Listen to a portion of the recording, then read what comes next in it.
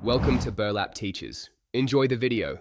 In this video, I will explain how to make a project summary report for a PMEGP loan. First, understand the report's purpose, to showcase your project's viability. Next, gather all essential business and financial data. Then, structure your report clearly for easy readability. Finally, highlight your project's potential to secure the loan.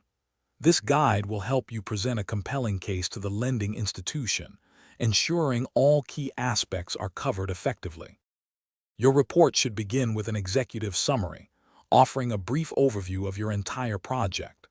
Following this, detail your business profile, including your experience and the management team's expertise.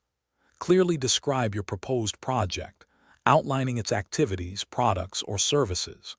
Crucially, present a comprehensive financial plan with detailed projections, demonstrating how the loan will be utilized and repaid over time. Accurate financial planning is vital for your PMEGP loan report. Prepare detailed cost estimates for all aspects of your project, from machinery to working capital.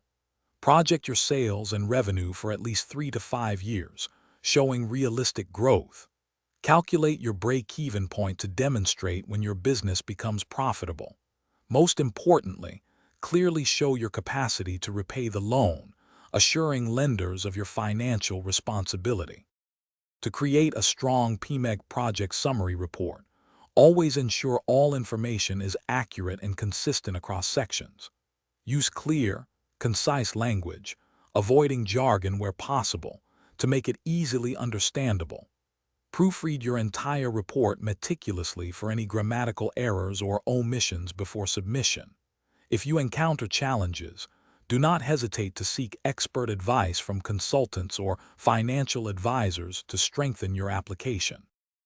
Thanks for watching. Consider subscribing if this video helped you.